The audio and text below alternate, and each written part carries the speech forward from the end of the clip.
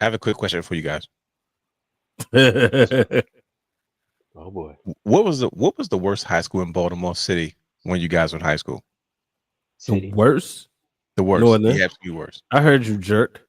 You definitely slid that in. Mhm. Yeah, Northern. Damn. Yeah, Northern. Because that was when they was 418, 419, Mm-hmm. 42, 420. They divided the school into like 4 parts or something like that. Mm-hmm. Why? Yeah, it had to Because be it Northern, was a debate probably. going on earlier with Jamal. And I said he went to Douglas. He really does not believe that Douglas wasn't up to par. I said, bro, top 3 worst schools was Oh, Northern, they were. Douglas, Lake Yeah, Clifton. they was terrible. So I was like, I'm gonna ask the brothers and see what they say. You in high school, what was you know how you be on the bus or hang with your friends? Like, what was the worst school did you heard of? Mm-hmm. Yeah. What about you, Man, brother? Do you remember what it was? Do you remember what you during your Well, era? What was the I worst was everybody talked about? he was in well, a Catholic bubble. I was in a Catholic school, so I I know mean, you was in Catholic school, but you had cohorts in He was other spaces. You know what I mean? not oh, brother you. from what I heard is definitely Douglas. I've heard See, Douglas, thank you. Northern, and also Lake Clifton was pretty bad too. Yeah, Yeah. that's what I thought. It was those 3 that at the time. So Yeah. I just had to. He's supposed to be watching the show, and he's gonna probably chime in, but that's okay. I told him I would leave him that message. So I said, when you go back and watch the show, we're going to address it at the very beginning. But with that being said, the red light has been on, and we are Mm-hmm. here, good brothers, fresh off the heels of Saturday night main event. We are going to analyze and break down the show slightly, but we have to talk about the meat and potatoes, the thing that set the wrestling world ablaze. The Winged Meat off the Eagle. bone. It seemed to have overshadowed the Hey, entire stop. show. I thought we were gonna be able to get through the whole show without him mentioning something about No, it wasn't going down. You know it wasn't. First of all, I don't know why you thought that. But yeah, Right. we're going to talk about Cody Rhodes reviving the Winged Eagle. The Winged Eagle is absolutely every freaking where. And guess what? It is also here on the Wrestling Realm Now podcast. So guess what, ladies and gentlemen? Buckle your seatbelts and get ready for a very, very fun show because we're going to take a trip down memory lane. And not only that, we are going to discuss how that championship, the WWE Winged Eagle, fits into today's product. So trust me, stick with us. We're going to talk about all that and more right after this. He ain't lying. Let's get it.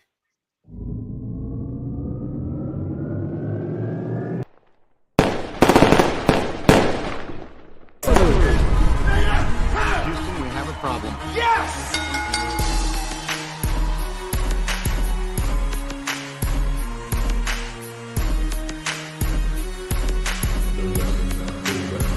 What you gonna do? What you gonna do? What you gonna do? What you gonna do? What you gonna do? What you gonna do? What you gonna do? What you gonna do?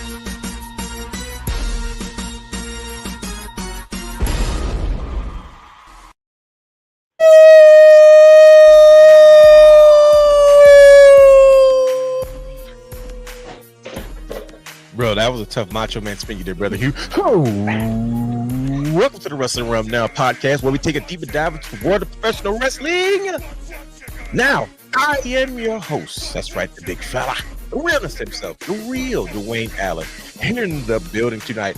And he is your host, the super producer, brother Hugh, has a third H to the A to the S, T to the H to the E, 3 to the R to the D in the building tonight. And he is your host, soon to come, not just any guy, but the belt guy, the belt king, Brandon, the guy, in the building tonight. And he is your host still, Mr. Steal Your Show, Brian H. Waters. And yes, we did address it at the start of the show. Go back and watch it. Welcome to the Wrestle Realm Now podcast. We are going to have some fun tonight. Jamal literally just walked in like he missed the whole first part of it. But guess what? It's there. So I want him to hear everybody said about what the worst high school was historically in Baltimore City at that time. But we are here to discuss the championship that shocked the world.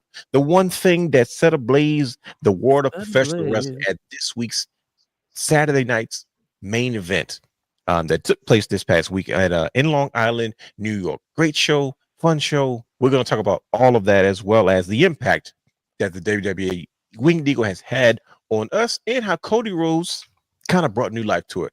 But with that being said, you guys know that we can't have a show discussing championship belts without talking about the newest show to the Wrestling Realm family, known as Championship Culture, curated and created by Brandon the Guy and Brother Hugh has the third to discuss everything championship culture related. So if you can't figure out at what point in the show this is, just listen to the intro.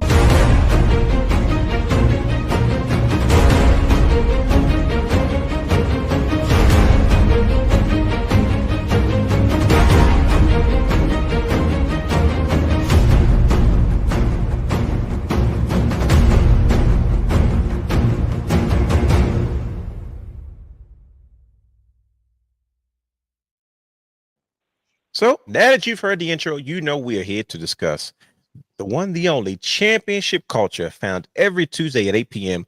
on youtube.com/the wrestling realm.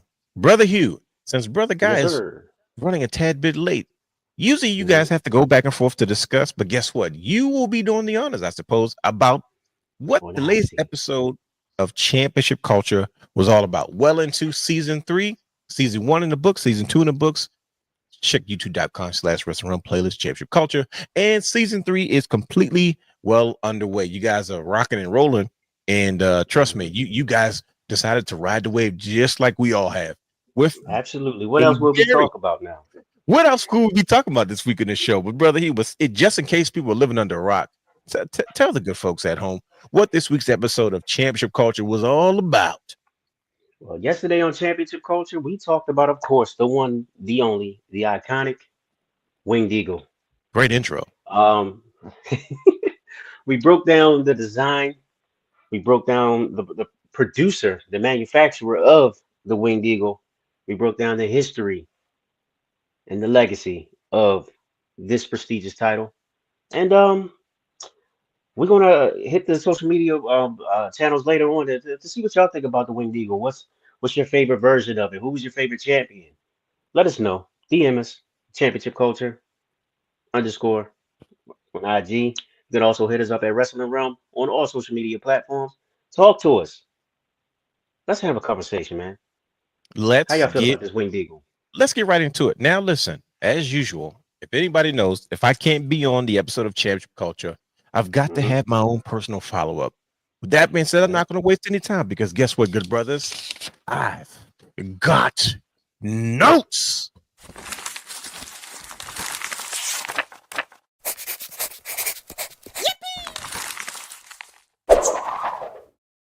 So, since you heard the yippee and the paper ball flowing, that must mean that, yes, the realist has notes about this particular episode of Championship Culture where they discuss the Winged Eagle. Now, I have to keep some of my thoughts and ideas reserved because that is, for the most part, the main event of tonight's show. We're going to talk about how Cody Rhodes and Triple H single-handedly revived the popularity of the WWE Championship, specifically the Winged Eagle version. We've had debates, we've had conversations, we've had so many things, but on this episode of Championship Culture, you guys did an excellent job taking a deep dive into the lineage of the Winged Eagle, when it showed up, where it came from, and all of our favorites who held that championship. But I'm going to give you my notes. So, this belt obviously is one of my all-time favorites, and it ranks certain places over other places, and that's a conversation for a different day. But I spoke in depth about this particular show, and there it is. Hit the music. Surprise winning. My all-time favorites, and it ranks certain places over other. We added the guy to the show. Look at him. He's not even tonight. Man, we got the specs tonight, baby. Brother Guy, you were here just in time for my notes. You literally walked in. Don't hide. He tried to hide. No, it's cool. He tried to go black real quick. It's okay. We'll let Brother Guy get situated. But yes, we talked about. I did a very special episode talking about toy belts, and I remember specifically there was this championship was one of the toy belts that I chased after by Scissor. It was the Winged Eagle. They called it a toy replica belt at the time, but it was just a costume belt that you had to get at costume shops. But very generic. But this was the championship that was there. So when you talk about the Winged Eagle, its lineage, where it comes from, all the favorite moments attached to it, there's a lot of things that you guys said in the show that I absolutely agree with. first and foremost, I agree with you, Brother Brandon, when you said that the Winged Eagle is closely associated with Shawn Michaels and Bret Hart. Yes, Macho Man was the front runner, and they couldn't have chose a better choice in that situation, of course. But we all know this championship to be the championship of the 90s. The Winged Eagle defined an entire era that we affectionately call the new generation. So WrestleMania 12 is absolutely my favorite match of all time because I get a complete hour of my two favorite wrestlers of all time, 1A, 1B. There's no order. And it was for the Winged Eagle Championship. It's the attachment that people have to it. I told Brian H early in the week, I said, when you look at why is the Winged Eagle and the Big Eagle so popular? I said, because those two championships cover the most popular time in all of professional wrestling, whether you came up in the back end of the I guess the mid 80s going into the early 90s, as well as all the way into the late 90s into the 2000s, where eventually we would change and we went to a dark period. That's what I call post attitude era. But the Winged Eagle has always stood its ground. It has always had its place, and there's so many fond memories attached to it. But we're going to look at that. Brother Guy has his. I have a question, Brother Guy. What is that, a custom WWE champ, the Winged Eagle Championship? Oh, you noticed it, huh? Yes, I know, because there's something. What did you notice? What did you notice about it? That globe is a brighter blue than what they just showed on television, and I'm afraid to get it if it doesn't have the dark blue. But we have to get into all that conversation and more. So let me just go ahead and just not waste any time. That was for you, Brian H. So we are here, and we got to talk about Saturday night's main event. Great show. I think they oversold the show because people looked at Saturday night main event and they got so excited and they were like, wait, where do we go from here? And I'm like, bro, it wasn't a PLE. It was a Saturday night special, right? And we got to keep our expectations in context. But guess what? We are going to do that. It's because we're going to review slightly. We're not going to go into everything, but we're going to talk about Saturday night's main event, some of our favorite moments. It was only 4 matches, but we got to talk about the thing, like I said, that has rocked us to our core. It's for some reason as popular as the WWE Championship, the Winged Eagle has already been. It has been flooding our timelines, our social media pages, everywhere, and we're going to talk about why that is tonight. So, thank you for joining us. And this is the last show before we get to the holidays, because next Wednesday actually falls on Christmas. And we will not be doing a show on Christmas, but we will be doing a very, very special post show on Monday Night Raw. Yeah. Oh, y'all might not be busy on Christmas, but guess what? We have something. Yes, sir. It's back. It's tradition at this point. I mean, come on now. I hate you. If you want to catch this very special, first of all, brother Guy, I had nothing to do with this. Let me just put that out there. I saw it pop up and I knew what was coming. I said, "Uh-oh, it's in the queue." But if you missed last Christmas, they did a championship culture did a very special unboxing. I mean, what better gift can you get than a championship belt? And brother Guy unboxed one of his brand new championships, and he did a nice unveiling. And guess what? It seems as if that tradition shall continue this year. So shout out to Championship Culture. That will give us a very special holiday unboxing. And I'm looking forward to see what championship it is this go round. So once again, brother Guy, disclaimer, I had nothing to do with any of this. It wasn't me. But why do I always want to with a Santa hat on? That's all. I didn't take that picture with a Santa hat on. That's all I'm gonna say. And that picture is a result of doing anything with Brother Hugh. That's what that picture is a result of. I had a Christmas hat myself and I lost it. I don't know. Like right before I said, where's my hat? And I couldn't find it. So I just got the red TRDA, but that's, it is what it is. So yeah, if you're looking forward to that special episode of Championship Culture, don't forget every Tuesday, 8 p.m. on youtube.com/the wrestling room playlist Championship Culture. If you've not seen season 1 and season 2, trust me, go back and watch it all, catch up on season 3 and stay with the brand as we grow, we move forward. But with that being said, every week we do a special segment on the show called What Did You Watch? You say, well, realness, I'm not too familiar with what you guys are doing here. What exactly is What Did You Watch? I'm glad you asked. It is a segment we do is when we discuss what we watched this week to get ourselves and our minds and our hearts ready and prepared to have these deep wrestling conversations so you all can feel included. And it is no different, even though we had a special. I keep wanting to call it a PLE, but it's actually a special. But Mhm. that does not excuse us from what we watched this week. So sit back and relax as we get into our first segment of the show, known as "What Did You Watch?" Sponsored by our friends at SeatGeek. If you're looking to purchase tickets to concerts, live shows, sporting events, and more, head over to SeatGeek.com where you can use our promo code Wrestling Realm for any one-time purchase of $50 or more. That's promo code Wrestling Realm on any one-time purchase of $50 or more. The WWE Holiday Tour is among us, but good brothers, what did you watch? I'm back in 1995 right now. I mean, well, god dang, it's a good place to be. We're talking about the Winged Eagle today. Yeah, not your typical holder of the belt. Right now it's the episode of October 9th. HBK just opened up the show. Looks like he's gonna team with the Undertaker and the WWF champion, the one, the only Big Daddy Cool Diesel. Oh wow. I don't know who they're gonna go against, but this is the time when 6-man tags wasn't so common. So like, and this was when they were still two dudes with attitudes, as Diesel have the logo on his gear. Not But a fan of this the gear, by the way. Sorry. Nah. But I did like the HBK in that teal, blue, green, or whatever. I liked his gear. I just didn't like the two dudes with attitude thing. Like that was not my favorite. Yeah, but they're going against Bulldog, Cornette's camp, Bulldog, Yokozuna, and Owen Hart. Yeah. Yeah, Fun stuff. When you name certain things, bro, I swear it takes me back. I feel bad for people that didn't get a chance to experience these things live. Mm-hmm. This must be how Jonathan feels when he watches the Ruthless Aggression era. I understand. But what about you, brothers? What did you watch this week? Well, 9-5 is a good year. I didn't really watch too much wrestling, but Brian H would appreciate this. I watched I went back and watched the ALDS Game 5 in 1995. You know where I'm going with this. Ken Griffey Jr.'s winning run. Yes, sir. That winning run. First, man, a classic game. On first, Edgar Martinez down left field set. Brought him home. Oh my gosh, Edgar Martinez. Oh wow, yeah, that's man. a name I haven't heard. Yes, sir. Yes, sir. Yes, sir. You know why he was good at hitting? That. His dog name was Swing. Yep. Wow.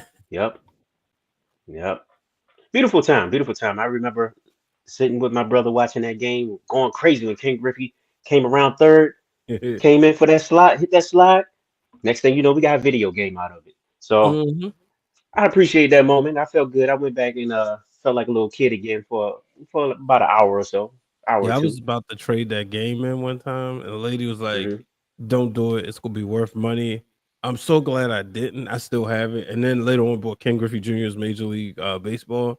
But win and run, I spent a lot of time with that. I actually got to get Slugfest because he's the greatest baseball player of all time. You got to have absolutely. Got to have that in the collection. I got Kobe's game, one of the court sides. Don't ask me if I played it, but you just got to have that in the collection. Okay. What about you, brother guy? What did you watch this week, sir? For some reason, 1992 just kept popping up in my news feeds. And it was crazy because one of the things that I felt like I don't know if you're gonna laugh when I say this. The match stood to test of time, but it was a different Shawn Michaels. Like it was pre-DX. Yeah, exactly. And it was like I'm gonna say this, and it's gonna sound crazy. He was moving like how the Young Bucks used to move in ROH. It was so fast paced, and I was like, "This is a different show." It was like a different. I forgot about that Shawn Michaels. You know what I mean? Because he was coming up the card, clawing towards the top, but you still had the mega stars. When I say mega stars, like the Savages, the Hogan, the Flairs, and he was trying to get towards the top. And it was, correct me if I'm wrong, it was April of 1992 when Randy and HBK wrestled. He had the white trunks and the red on it, and he had the mullet. And that match was so fast paced. And I was like, dang, Savage really kept up. But it was like, you could tell this is pre-DX, pre the Shawn Michaels, the storyteller in the ring. It was more of the I can wrestle Shawn Michaels. So that took me down. I'm saying 1992. There's a lot of like little hidden stuff in there that you just like, oh, this was a good match. oh, this is a good match. Because you know, sometimes when you go back and watch these older matches, you try to put yourself in that time frame, and you're like, this Sure. don't feel right. This actually felt good. Like, not that I needed a better appreciation for either one of them, but it was like, this is still good. So 92 was a good year for said championship. That was the first year where I can actually remember, like I can go back and remember where I was watching stuff. Like remember coming home on a Saturday, having watched Superstars earlier in the day, and then go run errands with my mother, and then come back home and watch that same episode at 4:00.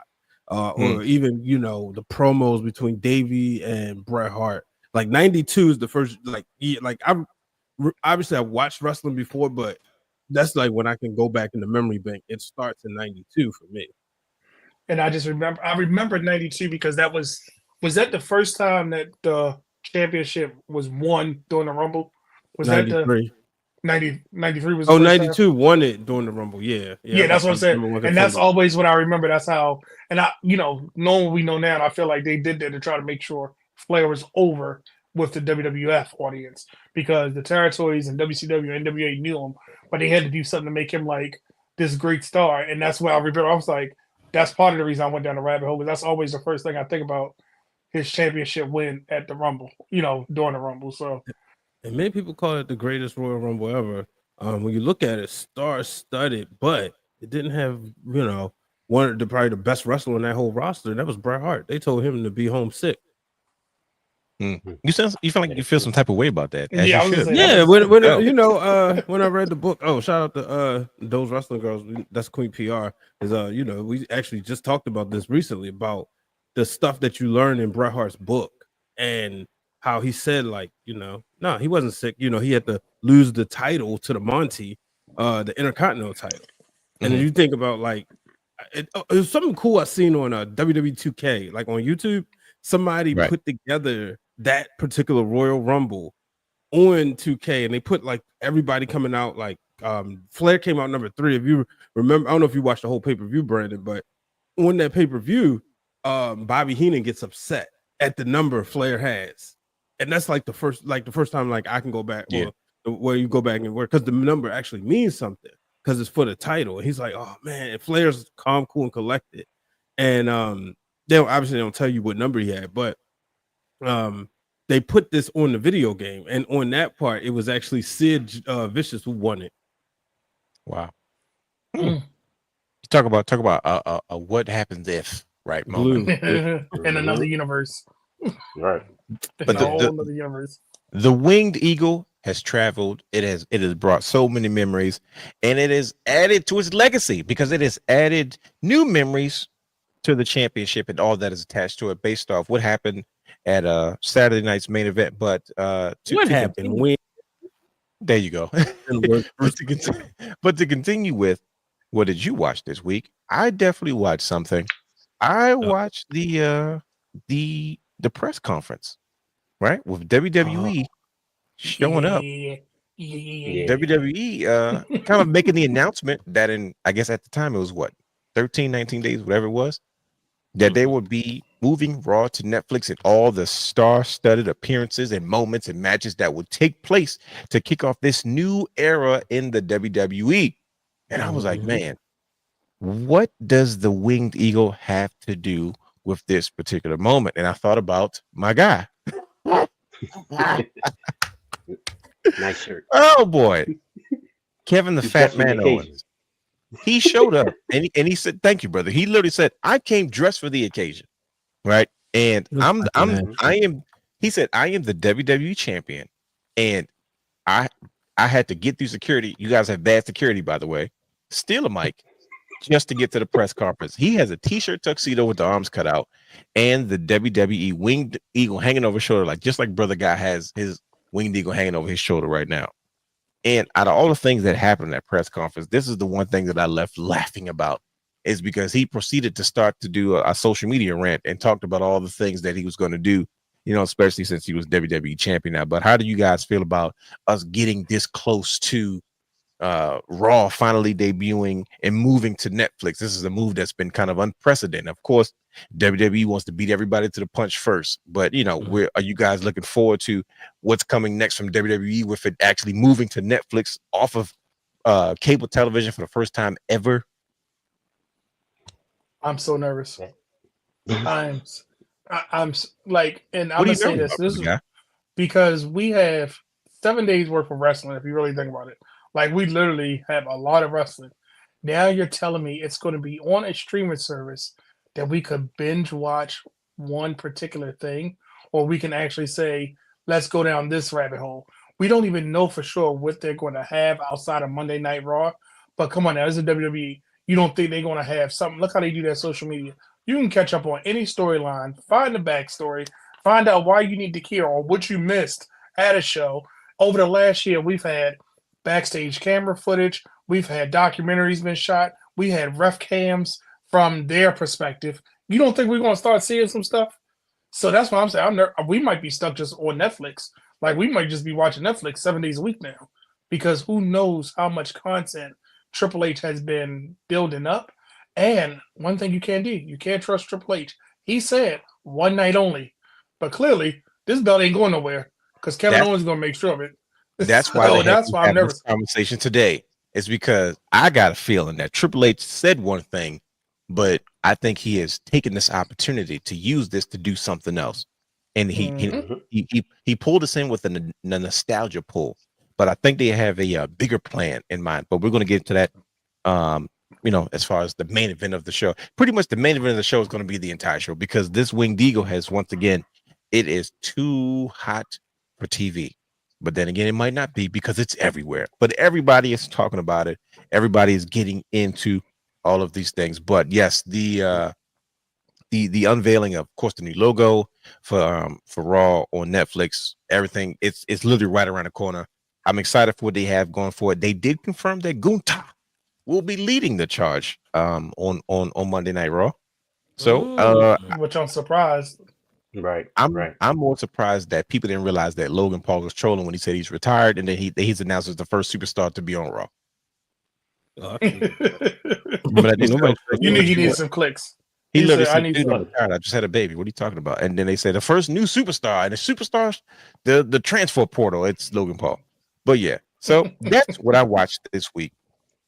But like I said, I'm just upset that Baltimore's going to get the Raw roster this year for the live show, because I want to see that Winged Eagle. And KO said he's going to defend that. You better turn around and look at in your background. It's not the same, bro. It's not the same. He said it's not the same. He said it's not the same, Brian H. He ain't lying. Mine got an F. So yeah, we're going to get into that, because that's also part of the conversation. But let's jump right into Saturday night's main event. So we're not talking Eddie Thorpe. No, not today. You know, NXT. It's okay. Eddie Thorpe has what's wrong with Eddie Thorpe? Nothing. He said this is supposed to be about the Winged Eagle. That's why. Okay. He has to take a back seat for today. Wait a minute. Let me ask you a question real quick before we go through this. Here we go. Is he guilty? Yeah, he admitted it. That was genius, by the way. I mean, he lost. See, I got to go back and catch it. He said it just to get a title shot. He did it. I've never seen that yet in wrestling. I'm not saying it's never happened, but I've never seen that. So he was like, "Yeah, you're looking at the guy who attacked him. That's genius. You avoid the battle royals, all that other stuff." I got to get a title shot. He said, "I did just to get a title shot." I got to take a closer look at this Eddie Thorpe gentleman. I was hoping the final boss sent the boys after him. Wow. Yeah, oh yeah. That's what I was said the Tongans. Look, he said, "Well, right." He did bump into Ava. Hey, it could happen still. Allegedly. That's what I was trying to figure out. I wanted some Sweet Chin music on Tuesday, but it didn't happen either. He got in his face though. He did. We got to figure this out, but we'll keep going. We'll dig into that just slightly later.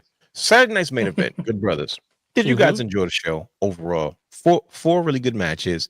I think they oversold the show is because there was a level of understand. 5, excuse me. Yeah. What was the 5th match? Whoa. He did that on Friend of purpose. the program. He did that on purpose. Oh, and try to get some heat there from. Yep. You know what? Mr. Chelsea Green is going to come after you because he's one half of the new women's United States champion. His words, not mine. I'm glad. Okay. I'm glad you guys brought that up because we have a new. Since you want to talk about it, we have a brand new women's United States champion, Brian H. Chelsea Green. We talked about it for weeks. Mhm. The championship needs more blue. Let's just start there. The championship needs more blue. I mean, the flag has blue on it. You know, It says women in blue. I mean, It says women in blue. enough. The words are blue, but needs more blue. We had a very, very special and monumental moment when we crowned our first ever women's United States champion of the world. First time ever. And it is Miss Chelsea Green. Just like brother guy said about Matt Cardona, he's one half of the women's United States champion. They have the pictures at Disney World or Disneyland to prove it. So, Brian H., I know you're hopeful. I saw a line. You know how to tell the difference? Side note, Disneyland is LA, how you spell it, and Disney World is OR, so it's Orlando. I was like, yeah, I was so mad when I saw that. I was like, wow. Today's years old, right? Yep. I think I even sent it to you because I say, did you know this? So we all call this happening. Brian H. Me Chin didn't get the job done. How do you feel right now? But because I want to check on you first. Usually, whoever their favorite loses, you got to check on them. When Roman Reigns lost, right, I immediately called you to make sure you was okay or to troll you. One or the other. It's not important. You say it's not important. It's not important. But I think we all saw this coming. Go ahead, Brian. Yeah, incredible match. You know, shout out to me Chin, rocking the HBCU colors, Virginia Union. She was play volleyball there. You know, so getting to see her do that, being the only black wrestler on the show, and showing representation was important. So I was happy about her. But you know, I'm watching the match. I'm watching like everything, and man, it was everything I was looking for. You know, I'm sitting there watching with my sick daughter, and she's sitting there upset that Chelsea Green had her face all over. She's like, I'm really getting annoyed that her face is all over her gear. Wow. She could have left that half pant leg. I get it. She wanted to represent her husband in his hometown. Of course. But I hated when he did it. I hated it when anybody does that. But whatever. You know, she's Chelsea Green. She does no wrong. It's girls, though. I just think it looks dumb on dudes. Yeah, true. You know, but yeah, she does no wrong, and that's why she's the United States champion. You know, you go back to Money in the Bank, she had the briefcase in her hand, almost unhooked it, and then she got knocked through. You know, and she's scared of heights, but boom, she went through those tables, but it paid off in the end. So I was extremely satisfied. Also, love the spot that they got, semi-main event. That spot is being coveted once again. For a long time, that was a popcorn break, right? You didn't want the match before. You go back to like WrestleMania 27 when it's the Snooki match. You know, it was always like, all right, this is the calm down match. This will get you, you know, situated. And then boom, you know, we was all there at Ring of Honor when they tried to do that with Matt Taven and the other dude. I can't think of his name with the yellow trunks. Mike Mondo. And they ended up having an incredible match. Like the whole crowd was like, whoa. Started the show that way too. Huh?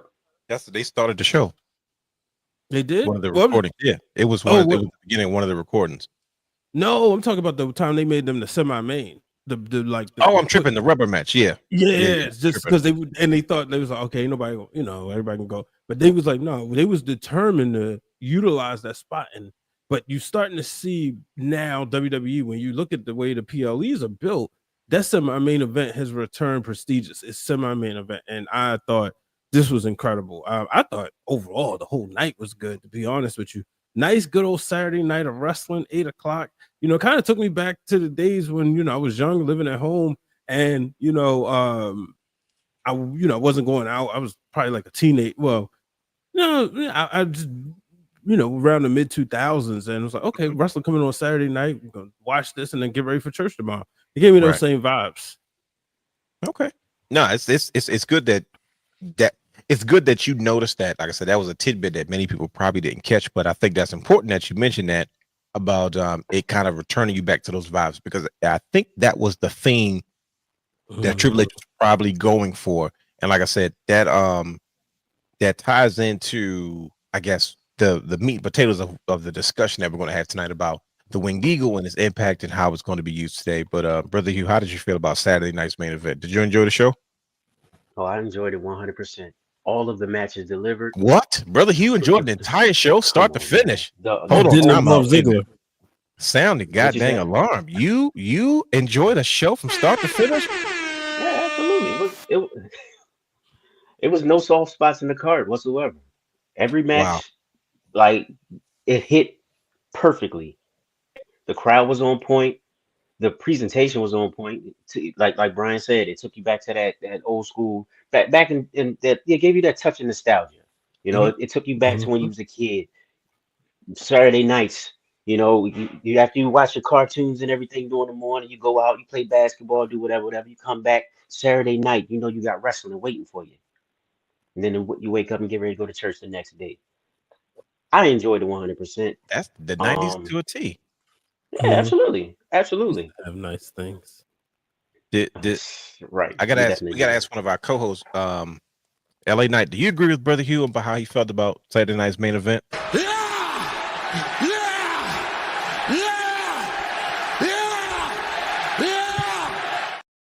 LA Knight agrees with you, as a third. Thank you, Brother Knight. Thank you. That's why we have him on the show. Maryland brother. Yeah, we have all kind of people. Brother Guy, how did you feel overall about the Saturday night's main event? The presentation, the show, was it too much? Was it too little? Were you satisfied? Did it tickle your fancy? How did you feel, sir? The only thing that bothered me, the only thing that bothered me was the commercials, because I feel like certain matches should have been with limited commercials or no commercials at all. Because I feel like once the action got going, the commercials kind of like, but and I'm going to say this because Monday Night Raw and SmackDown sometimes feel like Monday and Friday PLEs. This definitely felt like a Saturday PLE. The match quality, we didn't have to wait forever for a blow off or a match. It felt like the feud started, here's the match. And that's what each match felt like. It felt like it served a purpose, and it served a purpose to get us to continue these stories or to finish a story. And I'm not to sound like Cody Rhodes, but the whole. No, it's okay. Go ahead and sound like Cody Rhodes. But everything about it, and I remember saying I was waiting for the United States match because that's what I was most looking forward to. But every match entertained me till I got to that. And even when it came to we said we all were toying with Michin or Chelsea Green and to see our picks make it to the finals. That's what made it more enjoyable for me. We knew EO was going to put on a show. We knew that Drew and Sammy was going to have some, especially when they mentioned Sammy's never beat Drew. I said, well, he's still not going to beat him because they got to keep further that story with Drew. And then it was like, I really feel like we kind of should have had a title change for the World Heavyweight title, but I'm okay that it didn't.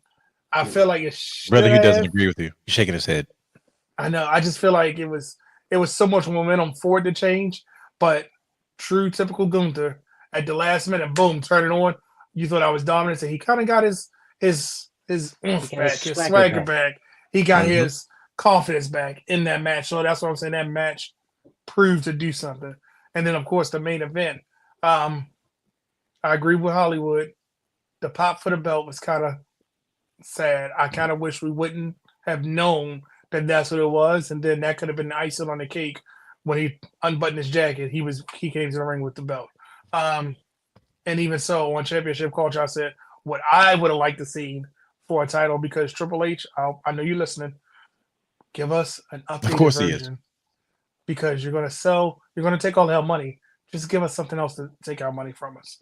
You already been taking our money with this. You took a few more dollars, but if you would have gave us that signature series or that customized Cody belt, maybe we would have brought it. But I'm just saying. But overall, it might come later. I was saying it might not be totally off the cards now that you mentioned it. But I have a theory about this, and I don't want to take too much time. I think Kevin Owens is going to hold on to this championship. Cody's going to come back because Triple H has shown us that when you have a champion that's not really a champion, it's always going to be a unification or a we're going to settle this to be one champion. We saw it with the Cruiserweight title when it was the interim champion. We saw it back when Sami Zayn was the Intercontinental champion. He was like, I never lost it. And, you know, lo and behold, I feel like we're going to get to that to give us a different belt. But that's just my theory. It was in winning a new belt, but we shall see. Always wants a new belt. You need to Stop calm down. Yeah. Well, listen, we will get into that. We will get into that. Well, that's kind of the basis of tonight's conversation. That's going to be something we're going to literally dissect, open it up, and really figure out what is Triple H doing? What is the purpose behind it? You know, there was a tease for it. There was a conversation about it, and now it seems to be popping up again. So there's something more to it than what we were led on to believe. And like I said, that is the main event of tonight's show. I forgot one thing about Saturday's Night Main Event. I'm so happy that Triple H has figured out how to let legends be in the space and not take away from the matches or the segments. You know what I mean? Like, it was nice to have the legends in the audience just waving, because we know previous era they would have had some backstage segment. They would have came out to the ring. We probably would have only had 3 matches on this card because they would have took up that time to have a segment for the legends. So I applaud Triple H for figuring out how to bring them back and keep them in certain spaces. Okay, it makes sense. And this, you know, they have been having a lot of conversations about the legends and how they have been being received and treated backstage. And there's an obvious change when it comes to Triple H era, his regime, and how they respect the legends and, you know, how they contribute to the business, and they make sure that the upcoming talent and the current talent, of course, obviously show their proper respects. But we don't have too much time to go ahead. Real quick, my fault. Did you notice that all of the heels won clean? What are the chances of that, right? And then Cody Rhodes, your champion, the face of all baby faces, little goes and bit has of a heel dirty win. You see this? And listen, It just proves KO right. And he looked. He said he gave it a look like, well, it's there. In all defense, he didn't bring the chair in the ring. It was there. I mean, but he used it though. Okay, well, he didn't have to use it. He had the cojones, the grapefruits to pull the trigger in a way that Kevin Owens didn't have a way to pull the Just trigger. like his hero Chris Jericho did against The Rock with the WCW Championship. See that? Yeah, boom. You happy? Isn't that poetic justice? Now, Right. we don't have a whole lot of time to dig into the details of Saturday Night's Main Event, but we know somebody who did. Brian H. Waters. Look at his face. Brian H. Waters on his on an episode of Break It Down, Brian H. Waters, Keeping It 100, episode 279. He did a post show about Saturday Night's Main Event, and he had a few hot takes about the WWE Winged Eagle, right? And if you could judge by his face, he does not look like he's all that impressed with what happened. And if you want to figure out more about what he actually had to say, please go back on youtube.com/wrestlingrealm under the video section, and it is still smack dab right there. First of all, the views are constantly still going up, is because, man, just the title itself, the Winged Eagle didn't hit the same. And Brian, I invite you to elaborate once we get into the main of the show. So we're going to revisit this conversation, but this is not the only time we're going to revisit this conversation, because apparently Brian H is he's got reservations. He is, let's just put all the cards on the table. He is, I don't know what this video is about, but he's got a thumbs down that says leave the Winged Eagle in the 90s. So I don't think Brian H, and correct me if I'm wrong, Brian H, I don't think Brian H is too enthused about adding today's product to the lineage of the Winged Eagle, but we're going to have a conversation about that. But like I said, that is the next episode of Breaking Down Brian H. You're not going to address the fact that undisputed belt got a heck of a curve on it. Look at that thing. Ooh, buddy. That thing is first of all, look at it. I'm not even going to get into that. That's one of my favorite belts by default. It's crazy. Ooh. Like for someone that wasn't. Bro, I wasn't a fan of that belt at first, but I fell in love with that championship when it was irrelevant. But we did not have enough TV time with it. Nope. Yeah. Gone too soon. Forget you, John Cena. Season 2. Yeah, I hated the spinner belt at first, but then that grew on me too. But like I said, loved it when it was gone. Listen, I love it now that it's gone. This US spinner, man, now that's gone, it's beautiful. That's what I never could get with. But I had the action figure. break it down, Brian H. Keeping it 100, episode 280. He's clearly going to break this down. Coming out midnight on Friday. This Friday coming up? Yep, it's already scheduled. Okay, So yeah, already already scheduled. Notify you on. If you're up, you can watch it. It'll be on the podcast platforms immediately at 12:01 Friday morning. Well, like I said, we're not going to waste too much time with this. We're going to jump right into the conversation right after a quick message. But after we get back for a quick message, we're going to discuss the WWE Championship, the Winged Eagle version, how Cody Rhodes, how Triple H revived it, where this is going, why has this been inserted into this. We talked about the bloodline, and we talked about the impact that it had, and how Cody Rhodes is taking a back seat. And it never gets old. And it only took for the whoa. It kind of took one stunt, right? Mm-hmm. For some reason to get the attention of the wrestling fans around the world. Like how else had they found a way to put Cody Rhodes back at the forefront?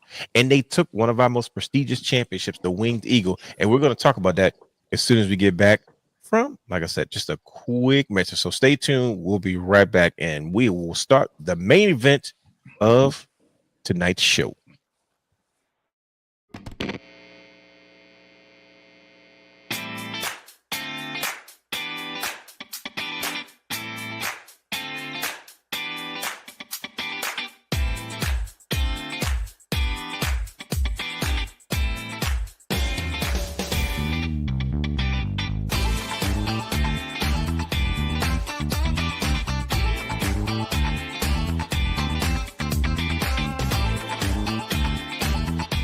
Download all of our audio content anytime on Spotify.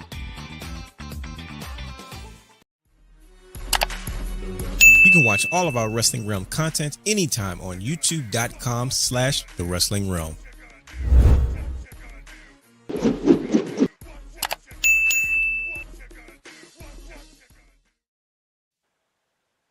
All right, good brothers, you know what time it is. We have returned from a quick message, and it is time for the main event of our show tonight. How Cody Rhodes and Triple H revived the Winged Eagle. We're going to talk about the main event of Saturday night's main event in Kevin Owens versus Cody Rhodes and the Winged Eagle, and how it's played its part and how it is going to play a part going forward. All that and more, ladies and gentlemen. Let's get ready for the main event of tonight's show. Want to ring the bell? Ding, ding. Thank you, Rocky Balboa and Apollo Creed. Good brothers, let's get right into it. So we had the main event of Saturday night's main event, Cody Rhodes versus Kevin Owens. Let's just start there. How did you guys feel, first and foremost, about the match itself? Let me go first. It was one of the greatest matches between Kevin Owens and Cody Rhodes I have ever seen. I watched it like 6 times, and thank God that it was so good they put the entire match on YouTube for me to watch it. So I don't got to sit through Peacock and watch it over and over again. I can just go straight to YouTube and I might down. It was only like 12 minutes, wasn't it? Yeah, something like that. It's like 12. It was real short. I might download it and save it to my iPad. So this is, I couldn't have had more fun watching these two go at it, and this is far from over. But we got to address the elephant in the room. This is the moment that Cody Rhodes came out. We all knew, we saw the teaser, we saw the social media clip of Triple H saying, look, man, this is for one night only. Mm-hmm. You know, we're doing a whole retro thing. Here it is. And we all immediately got excited. And when Cody Rhodes came out, he had his robe, you know, kind of closed up, and he came out, he did his whole thing. And when he had his moment, he unveiled the WWE Winged Eagle was the belt that we saw. Brian, they said he was thoroughly underwhelmed. And don't get me wrong, I probably was too, but I was like, okay, I got over it really, really quick because it was fun to see. Mm-hmm. And it didn't have a whole lot of pizzazz to it. It wasn't what I was expecting, because what I was expecting is something that that was posted on our social media page not too long ago, but I made sure to upload it so we can look at it. And I'm going to talk about why I thought this version is something I thought we were going to get. But first, I'm going to ask Brian H., what you were bold enough to say while it was hot, like the moment was hot, everybody was watching it. You said you felt underwhelmed by this moment. Why exactly was that? You did an entire show about it, but for those who didn't get a chance to see the show and haven't had a chance to go back and watch the whole thing, tell us a little bit about what you talked about in the show and why you felt like this moment was kind of underwhelming for you when Cody Rhodes unveiled his robe and it was just the Winged Eagle, but yet the Winged Eagle is the conversation that everybody's having right now. It is, but a week from today, everybody will be sitting there with their families, God willing, and they'll be unwrapping Christmas gifts, right? Now, if you know what you're gonna get, I got a good story for you. It was the Christmas of 2003 or 2002, actually. SmackDown Shut Your Mouth had just came out. And I remember I got Grand Theft Auto Vice City, SmackDown Shut Your Mouth, and Madden 03. Now, here's the problem. I had just borrowed SmackDown Shut Your Mouth from like my cousin or something. So when I got it, it didn't give me that, oh my goodness, I got to play this. As I was I played Madden most of that day because I had already kind of morphed the new car smell a little bit, It became a rotational game. And that's what I felt like when we knew that he said, okay, just for one night only. You know what I mean? We didn't need that. That was my issue. I would have liked to see, because I remember, like I said, watching with my kids, and it was just like, I was like, it's the Winged Eagle. It's out there. It's out there. And I was like, wait a minute. I just didn't feel it. Like, I'm thinking like, and maybe I have to go back and listen to the commentary, because that will help. We was putting up the Christmas tree and then talking, so the commentary was down. But the selling point, you remember when Cody wrestled Seth Rollins in the Hell in a Cell? We didn't know what Cody's chest looked like. Yes. The moment he unveiled it, we knew something was wrong. But the moment he unveiled it, it was like you heard the whole arena go, ooh. It was a hush. Yeah. Yeah. That's what was missing, because we knew it was coming. It wasn't, if we wouldn't have known, we knew Cody wanted to bring it back. We could have all speculated. But if we wouldn't have known that there was a one night only thing, I believe that it would have, for me personally, would have gave me a bigger pop. It would have made me more excited. But okay. So you're on the fence of, you would have preferred it to be unexpected. You didn't like the teaser the day before. You wanted the expectation to kind of be just business as normal, and then all of a sudden, bang, WWE Winged Eagle. Okay. Because here's the thing, it's going to sell regardless, right? It's the belt that I will say, when I take out, it's the belt that gets the most. Oh, can I hold this? Can I, well, that time with the Big Eagle, but it's the same demographic. This is the belt I remember. This is the real championship. You get a lot of those. This is the one. Can I take a picture with this, because I haven't seen this belt in years?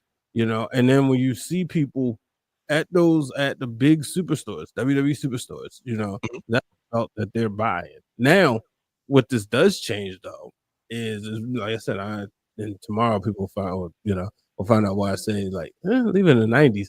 But what this does do is now they're going to take this particular belt to all the shows. Before, they are now. You're only taking really the belts that's on that particular show. So the WWE title, the women's title, the Intercontinental or the US title, and so forth. Now you're throwing the Winged Eagle in that collection as well, and it's full price. Oh, I don't remember last time. Look, you were expecting it to go on sale, weren't you? Dual plate me. No, that's the one I want. No, this is we've had this conversation. That's the title of record of my childhood. It wasn't until Sergeant Slaughter where it was a single colored plate. So you mean to tell me when it debuted at WrestleMania, it was dual plated? It didn't look like it, but I also had a VHS, and the quality wasn't that great. I'll double check. Oh, you ain't having it on SP? You was rocking with the SLP or the EP? You know how they used to measure the quality of the tape? I used to record SmackDown all the time, so I knew it was the quality of VHS, whatever the heck that was. I bought an 8-hour tape. Shout out to the Sony tapes, because they were the most expensive, but I could fit 4 SmackDowns on. And if I didn't record the commercials, 4.5. Wow. Look at the metrics. Okay. Yeah, man. It's a lot of stuff going up there. I know. Listen to me. If you talk about measures of VHSs, I didn't know such thing existed, but you learn something new every day. But Brother Hugh, how did you feel a when lot of Cody Winged Eagles Rhodes? Well, how did you feel, Brother Hugh? Let's dig in. I need to have a Brother Hugh moment because the Brother Hugh does this stuff. He'll hide, right? And then he drop bombs on you. I'm prepared today. You're not gonna get me today. Yeah, and he got something in his bag. Like let's dig into your Hugh bag. Let's see what you got. We need the Brother Hugh moment because I heard he like cakes. We all like cakes, including me, Chin. Brother Hugh. Yeah, that's right. Try to keep it together, and you can't. How did you feel this moment that we finally got it? Triple H, we knew it was coming. Is this what you expected? Did you expect this version of the Winged Eagle to just kind of be on full display and kind of represent the WWE Championship on this night for Saturday night's main event? I mean, personally, I wanted something slightly different just because, but I like how you just said just because. The honesty is there. Yeah, just because. Yeah. I mean, I knew we was gonna get the original for sure. It made sense with the whole theme of the show, right? Yeah. And he talked about it forever for a whole year prior to this, right? Like bring back the classic Winged Eagle, and like let's get these sales up. I said it on Championship Culture yesterday or last night. It's all about getting this the viewership. It's all about getting exposure to that title. You know how many clicks they probably getting right now? Going back, looking at old footage of Hogan and Flair, Macho Man and Bret Hart, everybody who held that Winged Eagle. Now, you know, they're going back, clicking on all those old matches right now. And plus, like you said, the belt is full price right now. Yeah. They're gonna make money off of that bad boy. You're gonna see it in the arenas for the next couple of months, all the way up probably up until like WrestleMania. Yeah. So you know what we should do for a social media graphic? We should rank. And Brother Hugh, you can produce it because you got the good hands of the hands of glory. We should rank our Winged Eagles, like who our Winged Eagle holders. Oh boy, so you like causing problems? Like top 5. Yeah. We should do that. Yeah, dang. Brandon, I'm sorry, Jericho didn't hold the Winged Eagle. He never touched it. Oh geez. Okay. We'll do big goal later. Brother Hugh, what did you? I know you said you were expecting something different, but what exactly? Do you have something in mind that you know? I don't know. Maybe your brain concocted or came up with, or something you would have preferred. Nothing specific. I was thinking more of like just something customized more to Cody Rhodes. Okay. Maybe a white strap. Maybe the little the Nightmare logo. Your boy did that somewhere on there. Okay. No, don't do that. All right. Do you think that would have been too niche? Like, as in the casual wrestling audience probably wouldn't have recognized it if it was that customized to him. Because the thing about broadcast television, I had people going, bro, WWE on regular TV. I said, oh yeah, they got the casuals. But do you think that would have been too much? That would have been too much. That's why it makes sense for them to bring back the old style. Like I said, something that people recognize on there. Exactly, something that they recognize. They can go back, the nostalgia act. And they can always bring that back out as a signature series for Cody Rhodes or something. You know, later on, and they'll still get the sales no matter what. So ride this wave now. Get the old school belt. Get the money from this old school belt, and just keep it rolling. Boy, that's gonna be under a lot of Christmas trees because if you do a 2-day shipping, that joint comes right to you. So and the crazy part is they're cheating. They're cheating because kids are watching it. So now, like I said, no, I'm not gonna see it. They almost got me. Nope, Brother Hugh, you're not gonna have this. Go ahead. No. You already committed. I want to know what Brother Guy thinks first, because now once he's done, I'm gonna go on it, because this is the stuff Triple H does. It's because he baited us in, and he used our excitement against us once a freaking again. Like, we thought, okay, it's gonna be about this belt. Cool. It's not about this belt. But like I said, we're gonna ask Brother Guy what he thought about. He's the belt guy. Let's see what he thought about the Winged Eagle, and not just the Winged Eagle, Brother Guy, but this moment. Cody Rhodes comes out. Brian Ace called it underwhelming. Brother Hugh figured, I wanted something a little bit more. But how did you feel about the WWE Winged Eagle making its re-debut, I guess you can say, in the modern era on Cody Rhodes in this moment? It's because we know we were getting it, but this moment has proven to be like this wasn't just about this belt. There's a reason why they're doing this. There's a reason why they're trying to take something from the past and bring it into the present right now.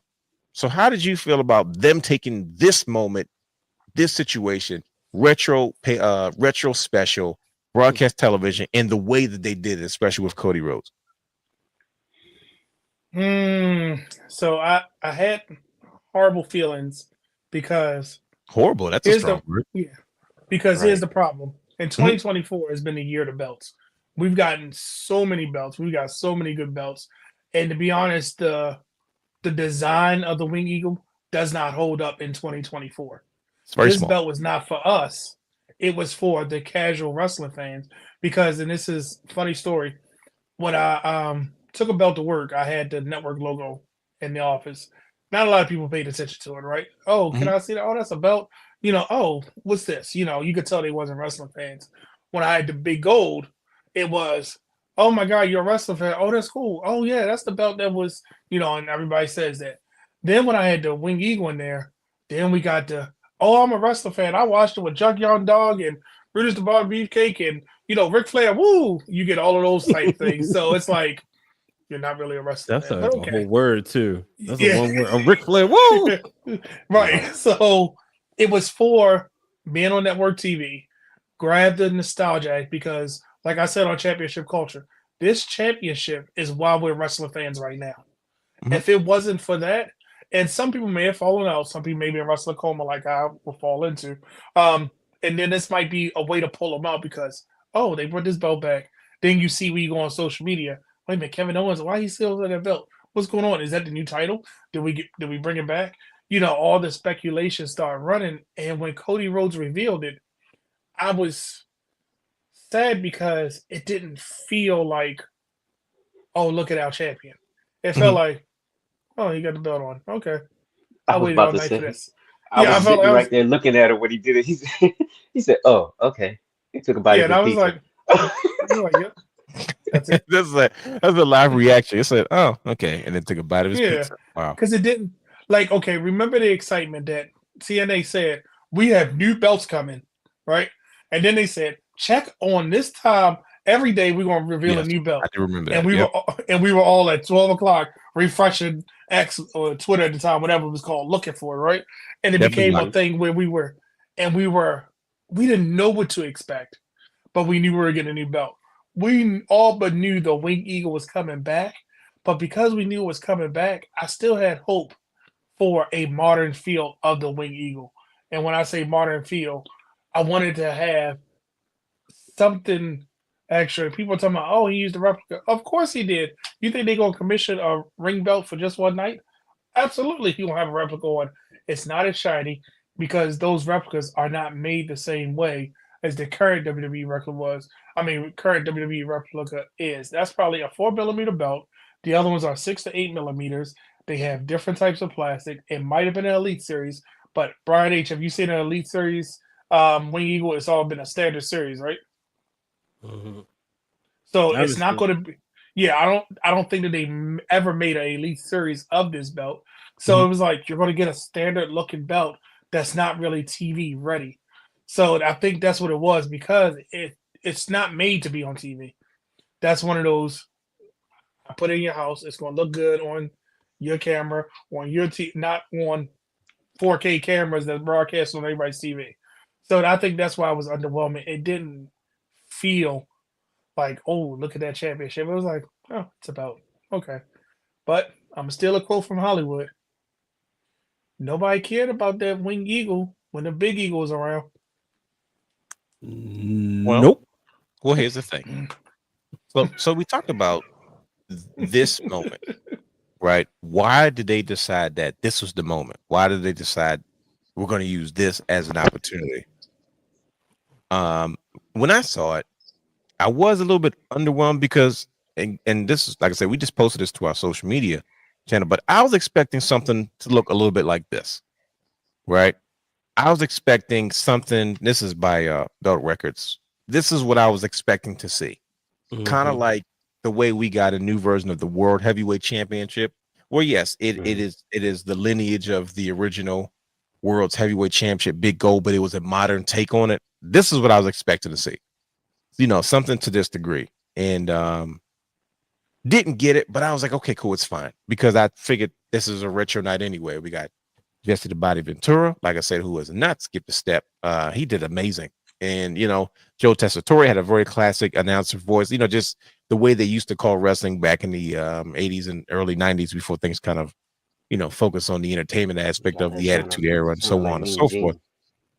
Yeah, no doubt. He definitely gave Mean Gene vibes, but can I make 2 changes to that belt, and I think it would have been perfect. What were you thinking? Put the WWE logo at the top, like it was on the class. That same logo at the top, like when we had the WWE logo before. Mm-hmm. So you can leave the globe the way Triple H does the globes, and the American Nightmare symbol should have been where the property plate is, and everything else would have been perfect. That would have been a modern feel to this belt.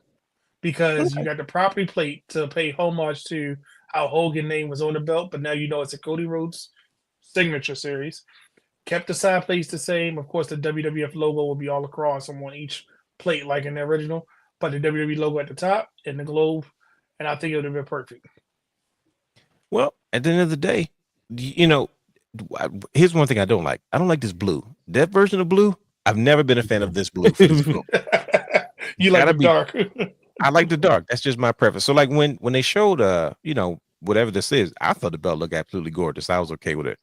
But let's dig a little bit deeper as we do, because we're going to wrap this up. We're not going to be here long. It's the holiday season, but we got to have this conversation. How did you guys enjoy the match between Cody Rhodes and Kevin Owens? Did it live up to the hype? Let me just start before you guys jump in. The answer is yes. I thought it did. I had a blast watching it. This goes down as one of my all-time favorite matches. So let's just get that out. Funny, I saw your tweet your text after I did my video. I was like, oh yeah, this is gonna be fun Wednesday night. But you know why I enjoyed it? Why is that? And this is why I think you liked it, because Kevin Owens has this thing when he has an opponent, he makes you want to see a rematch. Yes. I felt like I'm okay with another series. You know what I mean? It's because all those times he fought Roman, I was like, it didn't get boring, it didn't get stale. I was like, okay, yeah, I want another match now. You know what I'm saying? Like after watching this, I'm like, that was good, but okay, he needs another match now. He hasn't proven his point yet. Hold the phone. I just realized something. Maybe y'all knew this. Forgive me if y'all knew this. 13 days left for Monday Night Raws on Peacock. So they taking all the Raws off of Peacock and putting them on Netflix. Now you see why I said we're gonna be watching. That hasn't been clarified to me just yet. But I think that's what it is, because Peacock is leaving. I think that's what's happening. Yeah. So that's why I said we're gonna have. That's why I said I'm scared. We're gonna be stuck watching. We're gonna go down so many rabbit holes. It's like, you still watching? Like we think about, you probably could just pick a year and just start watching. Well, Raw. SmackDown doesn't say that. It only say that on Raw. I think they got Raw. It's just Raws. I think everything else is staying on Peacock for now. Yeah, okay. Now until they start putting those docuseries that fill in what's happening on Monday Night Raw. Right. So yeah, that's trying to be on one.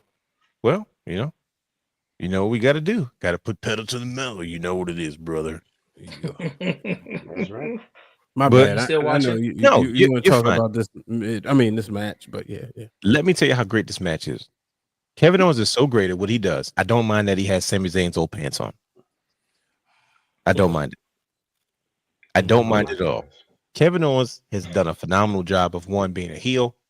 He has done a phenomenal job of, like Brother Guy said, making people care about the match. Because I told you, fresh out the bloodline, it's hard to bounce back from that. And I'm like, how are they going to grab people's attention?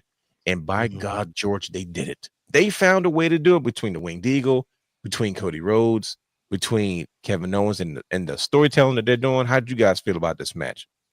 Clearly, I think it's great, but how did you guys feel about it? See, I got to go back and watch it because I didn't hate it, but it was not my favorite match. I think you were so upset about the belt not being what you wanted it to be that you couldn't. Your vision was clouded at the greatness that was. You look at Cody Rhodes' pants; he's got the perfect outfit on. Kevin Owens shouldn't be wearing pants, but it's okay. He gets a pass. But you said you didn't like it, Brian H. You weren't. I didn't get. I was a spoiled brat. I didn't get the finish I wanted. I wanted KO to leave with the championship, but then I went on. I recorded a video. Didn't work out. I went back on my social media and I said, "Oh, Kevin Owens did leave with the championship. I wish that was on network television, but I understand TV timing." So I was like, "Okay, I understand too. WWE loves the digital world. Why wouldn't you? You're number one. You know what I mean?" So it made sense. You But also said you wanted the Dusty finish. Yes, I wanted all of that. You know, but I didn't get it, and it was just like. But you got to jump it Okay, on prettier. You should be happy. I was happy about that. Yeah, I was jump it up very prettier. happy. Now does that play into what I said earlier, Brian H, about Saturday night's main event, where it's like, this is a special, right? But it had the vibe of a PLE, and it was like, well, you see what I'm saying? Like, was the expectation too high, or do you feel like no, this is what traditionally Saturday night main event was supposed to be? Because some people were saying this is just a televised house show. No, it was. Well, that's what. See, the thing is, what people don't realize about house shows is they're fun and good matches. Mm-hmm. People who are you trying to say this match was not fun or good? No, I'm saying if it is a televised house show, that's a good thing because televised house shows are fun, good match. They just lose. People will try to say, "Who's like most of the people say that don't even go to house shows. They sit on behind the keyboards." But True. I thought like I wasn't disappointed, as in I don't ever want to watch that match again. It's just that for me, I enjoyed the other matches more. No, it hit for it to be the fifth match and to be me to rank it as fifth is not me traditionally saying worst match of the night. I can't say worst match of the night because those words don't fit.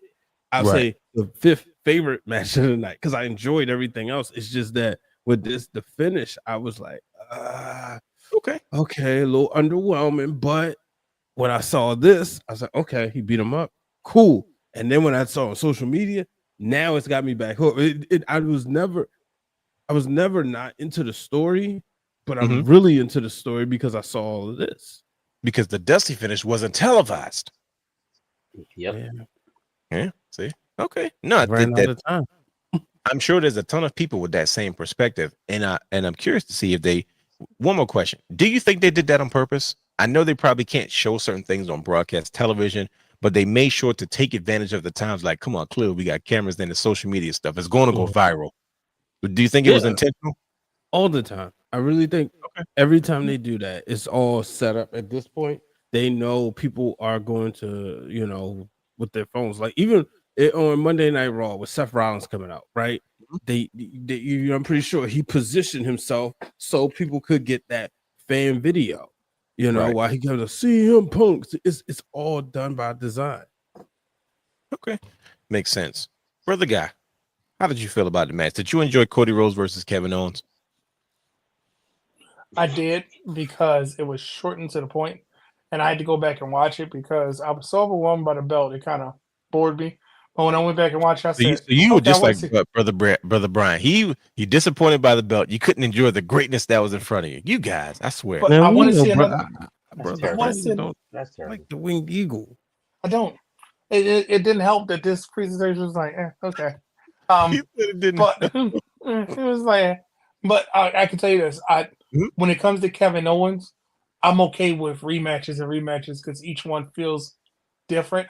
Yep. And as long as I don't fight Sammy again, I'm tired of saying that. No, yeah, it's coming. He told you.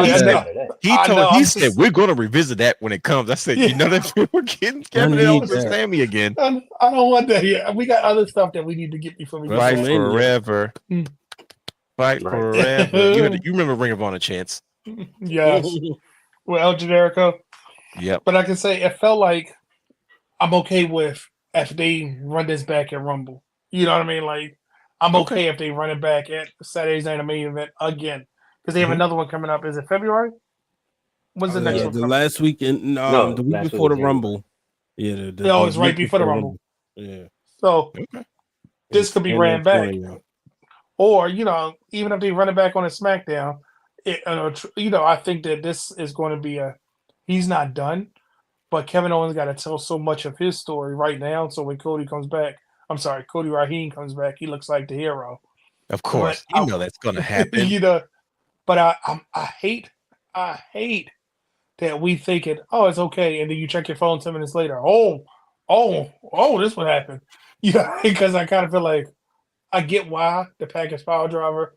You don't want certain things to be seen on TV, especially because somebody said that Kevin Owens is becoming Kevin Steen again, and I kind of see it. I see where they're coming from.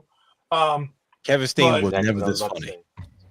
No, he was not that funny, but he was that ruthless and didn't care. That Yeah. wrestling style, yeah. Very Yeah. reckless. Yeah.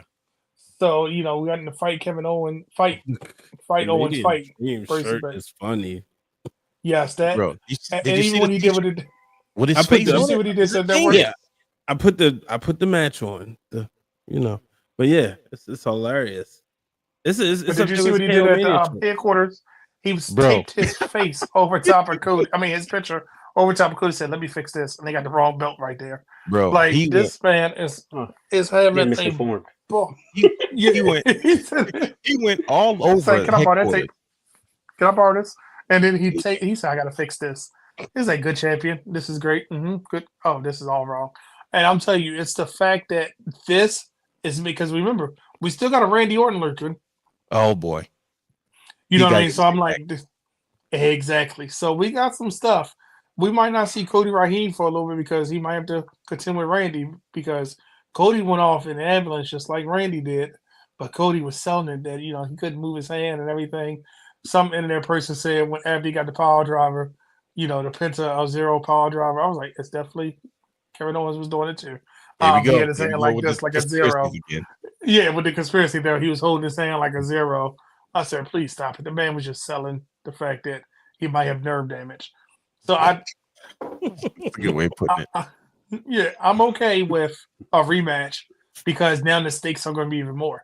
It's probably going to be a street fight, a no holds bars, anything goes. That's coming because Cody looked at the chair. He said Kevin Owens said, "I'm not going to hold back this time," because he hesitated on that first one. He's awakened a beast that I don't know if he wants to be awakened. So I told you boy, that dumb finisher. Look at hurting his back and the crossroads on the chair. That but scares yeah, he me. protected him.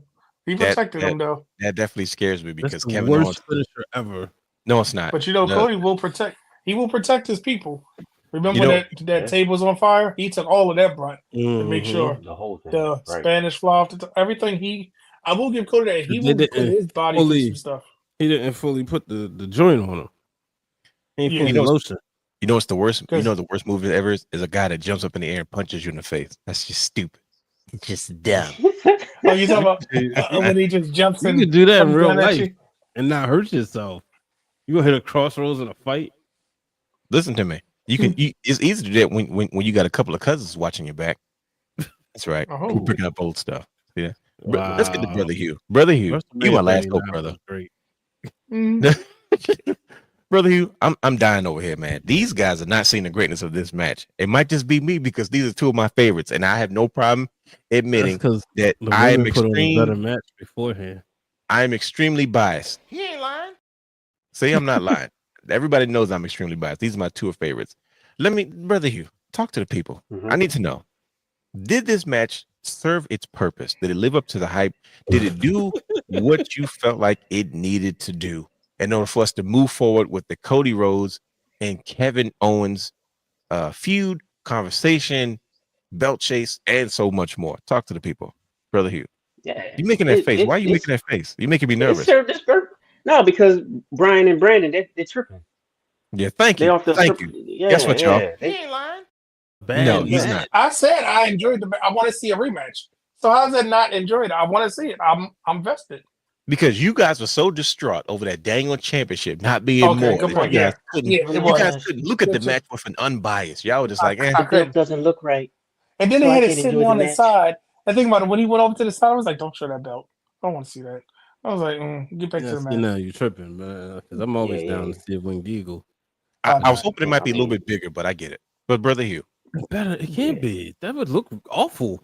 I don't It would be think the Big so. Eagle. The Winged It Eagle, would be the just slightly smaller than the Big Eagle. I'm not against Now, it. If you're gonna make it, no, keep it the same size. I mean, If yeah. you want the bigger belt, you go to this bad boy right here. Nope. See, there you go. That You trying to cause gorgeous trouble. man. You're trying to cause trouble. I'm That's just the saying, if you want a conversation bigger we're belt, no, Yeah. I won't choose. You never. I won't either. That's why I said I'm not getting into it. Brother Hugh, talk to the people. Yes, sir. Tell everybody how great this match was and how it served its purpose in this wonderful feud that we get to partake in as wrestling fans. Yeah, you tell us how good it was. It's my turn. Thank you. Mhm. It definitely served its purpose. He ain't lying. Actually, just twice just now while y'all was talking and whatnot, and the action was phenomenal. What'd you say? You watched it Because I know the twice? criticism split twice, 2 times. Mm. That's 2. You see? All right. But it served its purpose for sure. It kind of reminds me of Andrade and Melo. Each time they wrestle, they tell a different story, and that's the thing I liked about it. The finish, like I already alluded to earlier, every heel. He always trying to start stuff. I was just talking about the photographers. Oh, okay. All right. I thought you was trying to go in on me because you know you can't hang with me. I'm gonna burn you up. Boys. All right, I'll burn you up for real. All right, but look, brother, he was trying to. Like I alluded to. I'm talking about the Cody. That's fine. I just heard mumbling because I know you slick with it sometimes. You try to mumble, under your breath sometimes, and I don't catch it. But anyway, like I said, I alluded to it earlier. All the heels, they won clean.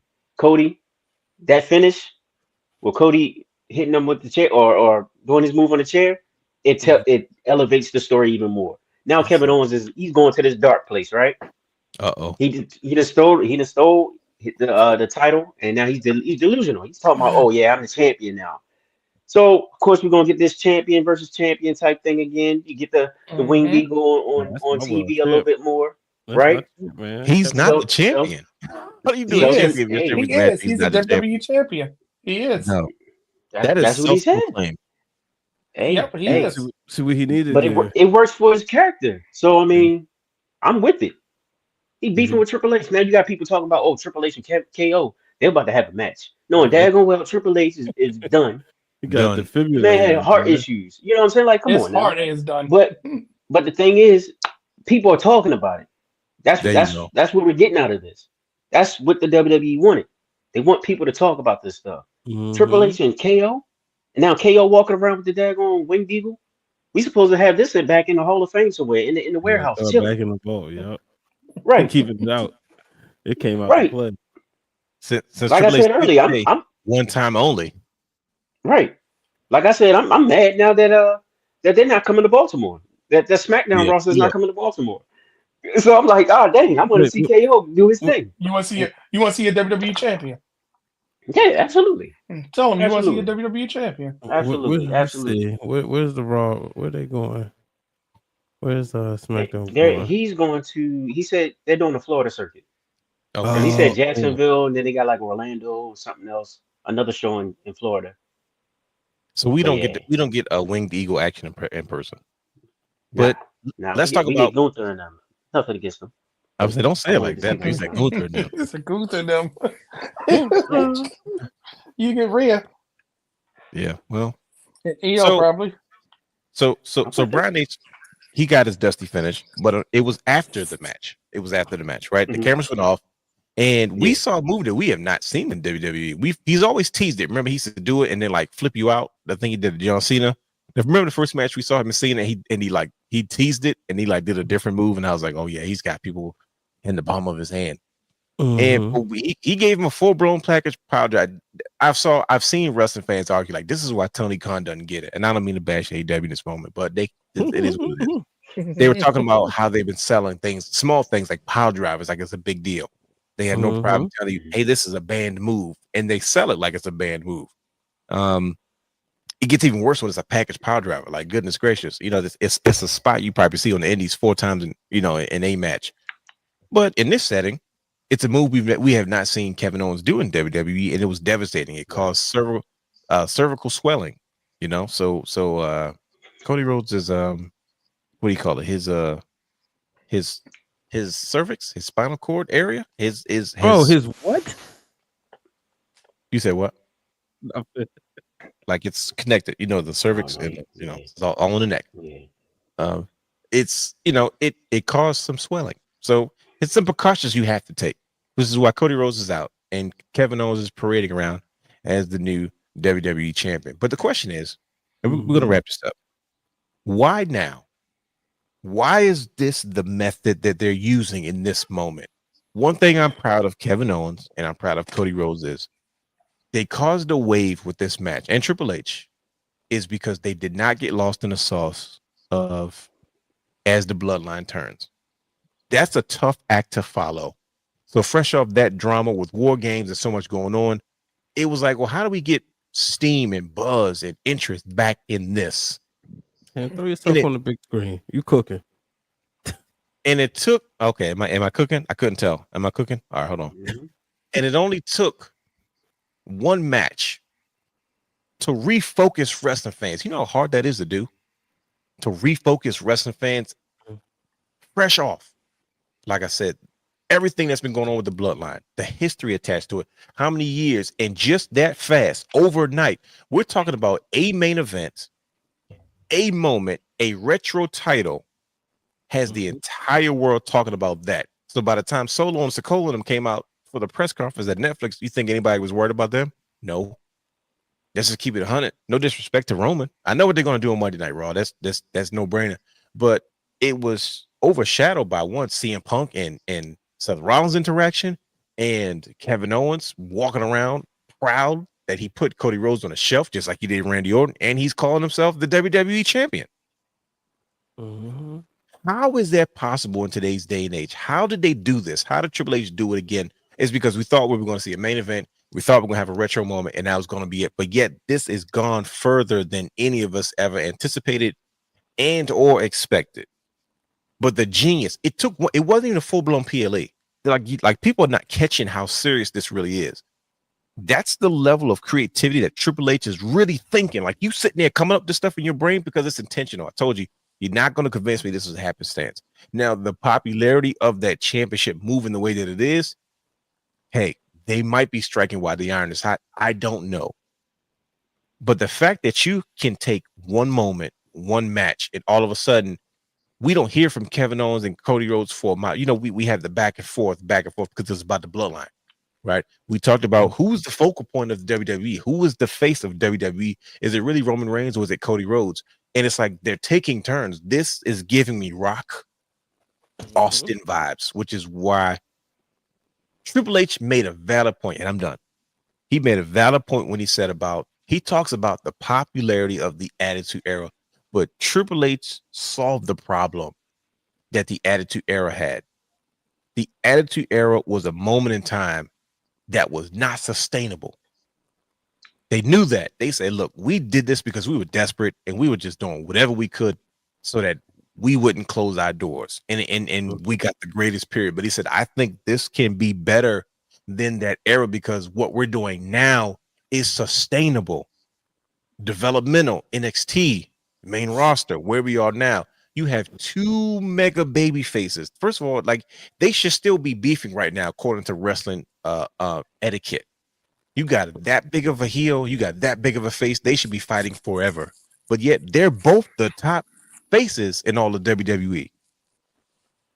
Somebody tell me how this is literally possible that Triple H and his creative team was able to pull this off fresh off War Games, fresh off the bloodline, fresh off the anticipation, fresh off CM Punk. And then all of a sudden, the entire world right now is talking about one thing, the Winged Eagle. Well, the rosters working together. When you see it, it's a cohesive unit. You know what I mean? And you brought up AEW for a little bit, but that's the best part about competition, you know, because people can say, all right, is it competition? No, it's not what we used to seeing. But when you have an alternative, you still want to stay on your P's and Q's because you just never know. Sure. And Triple H, like you said, he was there when they was trying to keep the lights on, when they couldn't afford water coolers. He was there. So you look at you look at the roster, they're working together, you know. Cody and KO got a chance to like go home and relax during the Survivor Series because they had Saturday night's main event coming up in 2 weeks. And that's when, you know, Roman during Survivor Series was about the bloodline, right? Then all of a sudden, Seth Rollins is irritated with CM Punk. Again. And this is a whole story. You got 3 major programs. You really do, though. Yeah, like if God knows I would never want this to happen. But if WrestleMania was Friday, Saturday, Sunday, you got 3 WrestleMania main events. Right. Yeah, kind of. You know what I mean? I don't disagree with that by any means. And then you look at the sustainability, look at NXT. You know, you got people down there like Wes Lee who's made a character change. He's figured things out. He actually looks like a wrestler that can do some damage. Yeah, and his whole demeanor, his whole attitude, Obafemi looks like he is just ready for a main event. Trick Williams has an it factor. You know what I mean? And then He's a sports entertainer versus me being a professional wrestler. Exactly. There's an interview. Yes, who's going to be more dominant? Who's going to elevate the brand the way it should be elevated? Did you take the sports entertainer, or do you take the professional wrestler? I am going to prove the legitimacy of NXT. I was like, oh, y'all better believe that, brother. Sorry, that was Obafemi interview with Phil Ringer. Thanks for watching. And that's the thing, you know. And then, like they said, sustainability. Look at the women. Look what the women are doing. Right?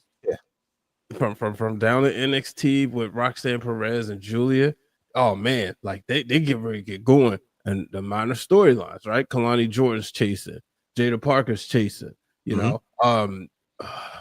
Not Toxic Attraction, but you know, the revamp of them, basically. They're doing their thing. Then you go to the main roster. Chelsea Green, we got women's mid-card titles. You know what I mean? Chelsea Green been doing her thing all year.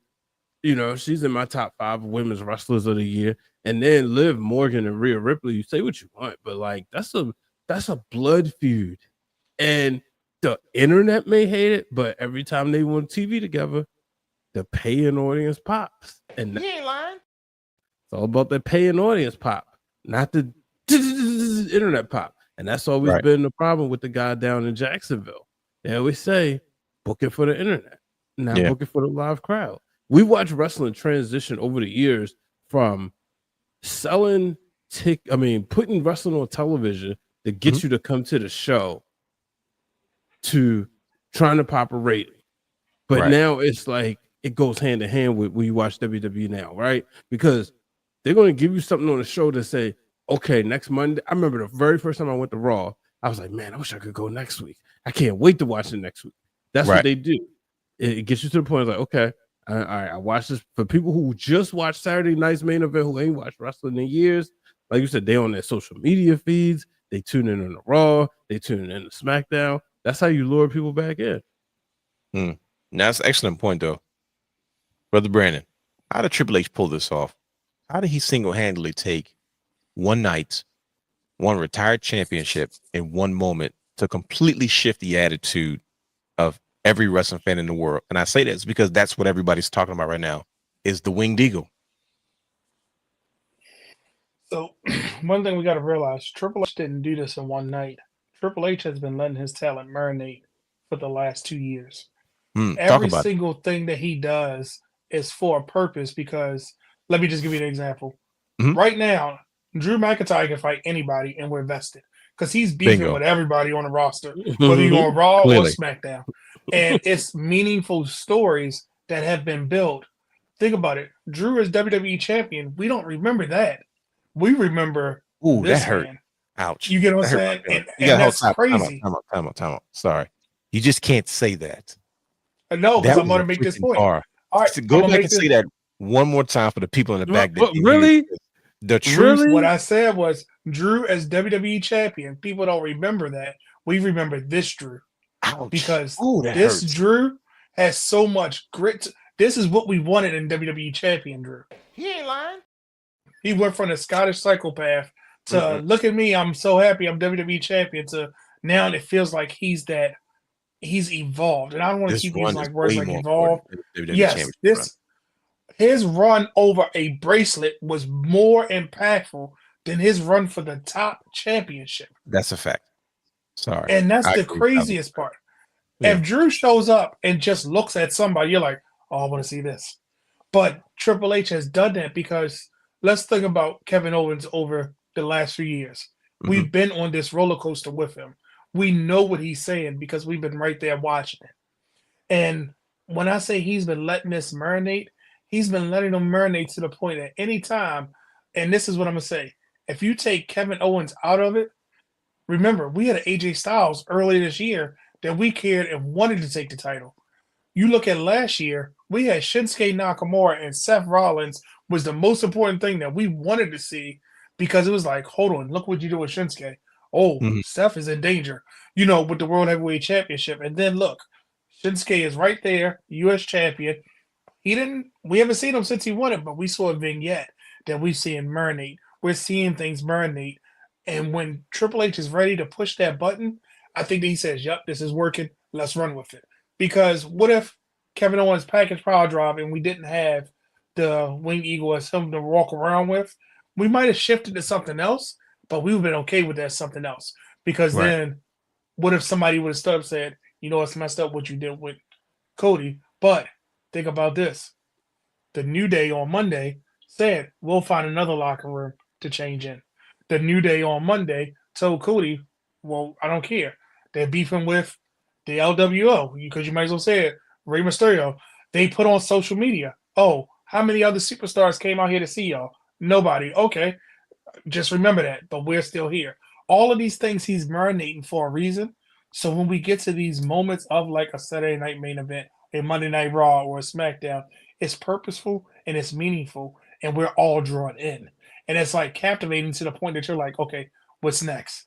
Because I know all of this. Win, lose, or draw, or whoever side you're on, you're going to be vested in every single thing that he does. And it's almost to the point where you feel for that person. And then when I say feel, it's just not a match. Either you with them or you're not. Because you have a feeling one way or the other. It's not a, oh, that was a decent match. As much as we all root for EO, we kind of knew that it's waiting for Rhea. But we felt good when EO won. We felt that. It was great. You know, just like when Which Color got taken out of the Intercontinental Tournament, we're like, oh no. We felt that. Because they started making us feel for Damage Control. But guess what? We forgot. There's a whole Asuka that could be replacing her in the tournament. And we don't even know that. There's a whole Charlotte Flair that could be replacing her. It's all these things, but we have these emotions. So when we get to a Saturday night's main event, when you have Kevin Owens doing these things because he's justified in his mind, and he's trying to express it to the people that's not with him, because the people that's with him, yep, I agree with you. But the people that's not with him, he's like, wait a minute, he might have a point.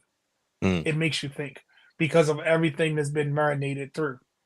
So, man. 2 excellent points. Goodness gracious, brother. Hugh, you got to follow that one, buddy. I'm glad I went first.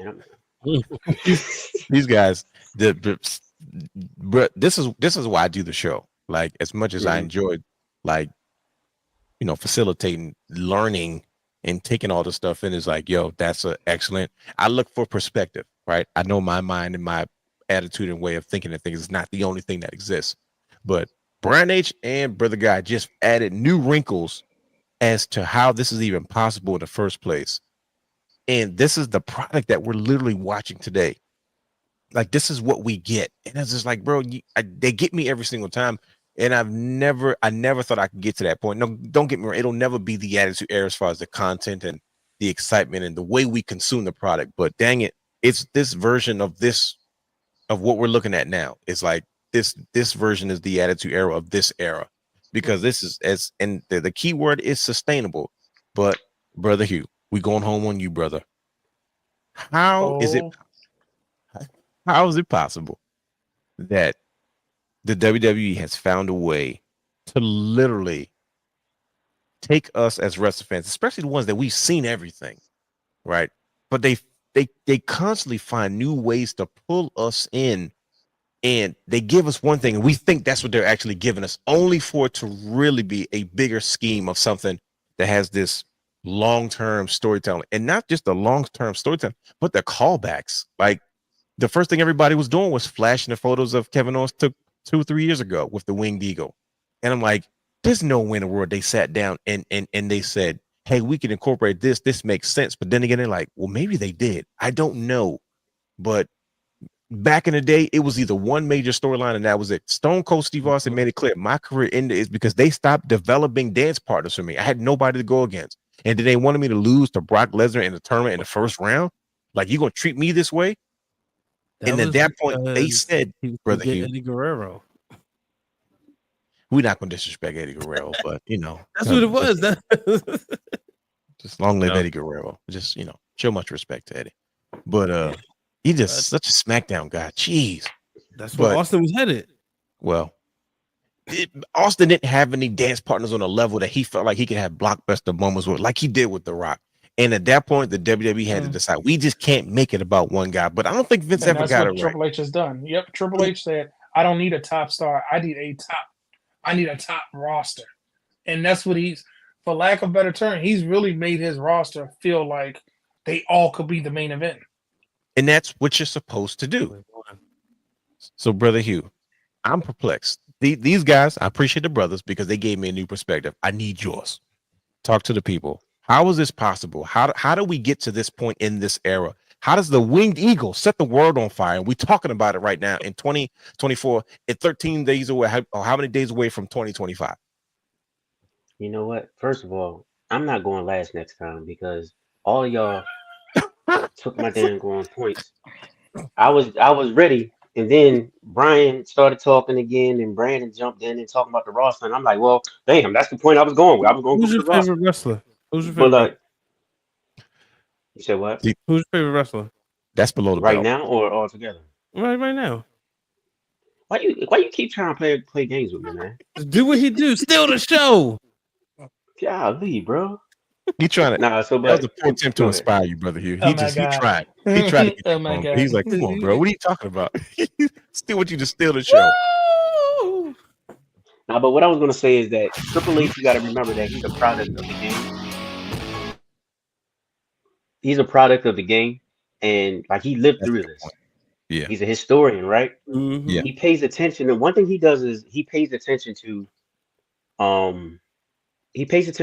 the universe, right? Mhm. He gives them what they want, but he's also able to keep them on their toes through the art of storytelling, right?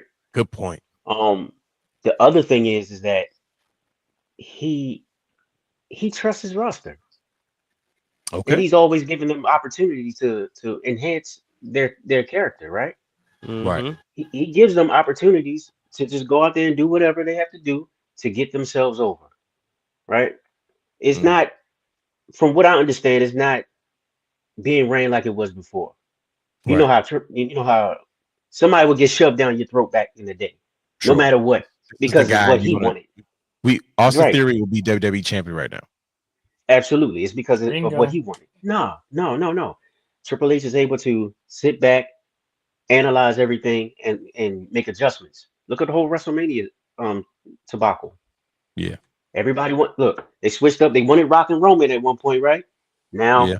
all right, we Allegedly. want Cody. Exactly, right? Now we want Cody, and he figured that out, right?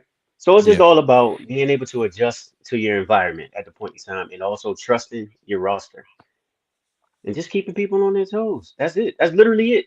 It's that Mm. simple for is to be the top guy right now Yeah. at running things is that simple creatively right now. And then you got to take into consideration too. Use technology. You have it. You have it right there at your disposal. Social media is running the world. Technology in general is running the world right now. So he's found a way to, like I said, through the art of storytelling, to give his wrestlers chances, or give his superstars chances to put themselves over, and also, like enhance these storylines. Mm. So that, to keep it plain and simple, that's what it is. Trusting the roster, paying Mhm. attention to the universe, and being able to make adjustments through the art of storytelling. See, Wow. it's that simple. The crazy part is about that, Brother Hugh, and this is the part that blows my mind. I feel like it always probably should have been that simple, but for It decades should we've have. been conditioned for it to be way more complicated than it really probably needs to be. And Absolutely. it's Absolutely. amazing. It's amazing that we have Triple H at the helm, like you said, someone that has lived through it, that has gone through it, that's seen the ups and downs, and says, you know what, if we just listen, if we make the adjustment. I think he was one of the first people to listen to CM Punk. CM Punk came in, we all know he cut that promo on CM Punk when he kind of shot from the hip. He's like, Hey, oh, I've seen Right. guys like you before, and I get it. You want to be the guy, but you don't. And we all felt like there was a bit of truth to that. But when Daniel Bryan came around and he became, who he would be, I think after that CM Punk situation, people like Triple H were in his corner to say, hey, listen, maybe we should, if the fans are yelling, the attitude is, like you said, Brother Hugh, was always they don't know what they want. We decide what they want. Versus now it's Right. like, to me, Daniel Bryan was the era that really, I feel like it really changed things for, That's what started it. Yep. you know, for wrestling fans, where they had to really say, okay, we really got to figure this out. Maybe there is a way if we can kind of listen to the people a little bit better, and then, like you said, make adjustments and, you know, use captivating stories to kind of keep people's attention. But, whew, man, that was heavy. Wow, I appreciate you, brothers, because that was Go ahead, Ronnie. No, I'm gonna say real quick. Did you know Sami Zayn was on Channel 2? Doing what? He's doing it on YouTube. It's on WMAR2 News. They got Sami Zayn. They just, All right, well, listen. sit down interview. Text Sammy and tell him we're hanging out tonight. Not live. He's not live. This was recorded earlier. Okay, well, text him and see if he's still here. Like, bro, it's like, sorry, bro. Right. Is he a Jimmy? Okay, No, just tell him his Rum brothers didn't know he was in town. We apologize. We'll come hang out with him if he's still up. But if he's not, tell him to get some rest, and we'll talk to him later.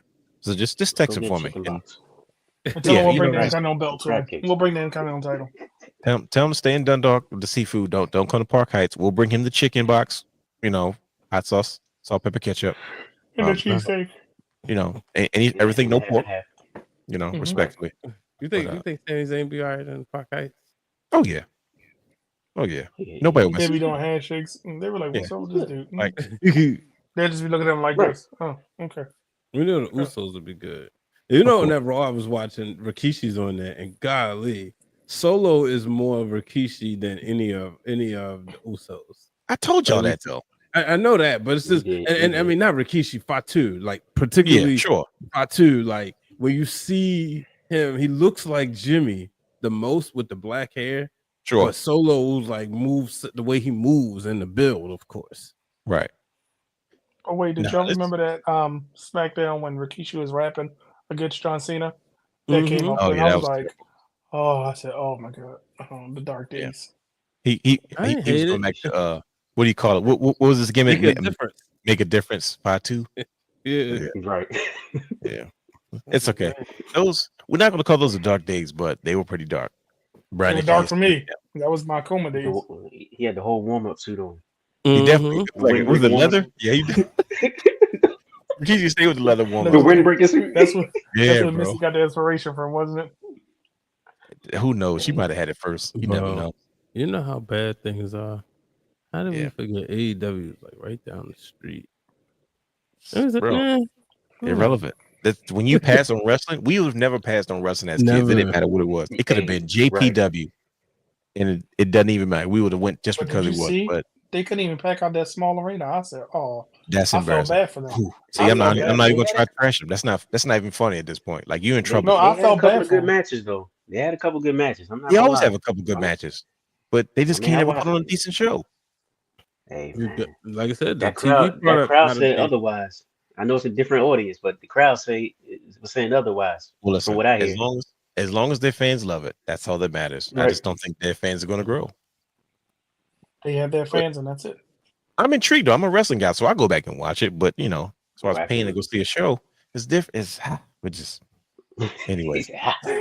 I was having hope that when they did the smaller venues, it would be packed and give them that I don't want to say super indie feel, but you know that feeling that's like what energized the wrestlers. Yeah, they can at least hide it. You know what I mean? You know, but you know, that's a conversation for different. $10 million from Waldorf. That's news. Yeah, on the shade room to show you like all the fine women that's from the DMV. Wow. I mean, I ain't from the DMV, but that's right at the top. You know it. Well, on that note, follow us on all social media platforms. Research. In case you know some last minute things that come up. You know. Hey, listen, research. Like plenty of Ava research. said that Ava shared Jada Parker's secret talent. I'm sure. Yeah, right. We got to explore that at some point. Follow all social media platforms at Wrestle Realm. Subscribe to our Patreon, our Twitch, and YouTube at youtube.com/The Wrestling Realm. Follow Championship Culture at Championship Culture _ on Instagram. There's remember next week there will be no show. It will be a very special Monday Night Raw post show as well as a Championship Culture special. Hold on, let's put it back on the screen so people see what it is. Here we go. Bang. We have a very special holiday unboxing for the second year in a row by Santa Guy. Yeah, man. So if you just trust me, this is a tradition now. It happened last year, so it happened this year. So with this, I'd much rather this picture than the other one because the other one was bad. That's cool. The other one was bad, but we appreciate everybody for joining us. Definitely join us next week. Who knows what the heck we're going to talk about? Enjoy your holiday season. Celebrate. Enjoy time with your family. Prayers and thoughts to those who have lost loved ones and have a difficult time during the holidays. We don't want to dismiss those who are, sometimes the holidays can be difficult for many people. And those who are downtrodden and on hard times and dealing with difficult circumstances, our minds, prayers, and hearts go out to you as well. But like I said, we'll be back, I guess, in the new year. Is it the following? Is it the new year, Brian H? Or is it another December show after Wednesday? That would be the 31st, New Year's Eve. Okay. We might not be here for that either. So just let's play it safe and say the rest of the realm will see you in the new year. Merry Christmas, Happy New Year, all that, and a bag of chips. We are out of here. Peace. Thumbs up. I got to find the outro. There it is.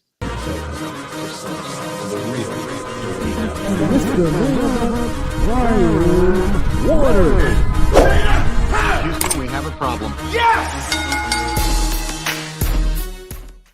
For all exclusive shows and bonus material, subscribe to our Patreon channel at patreon.com/thewrestling_realm.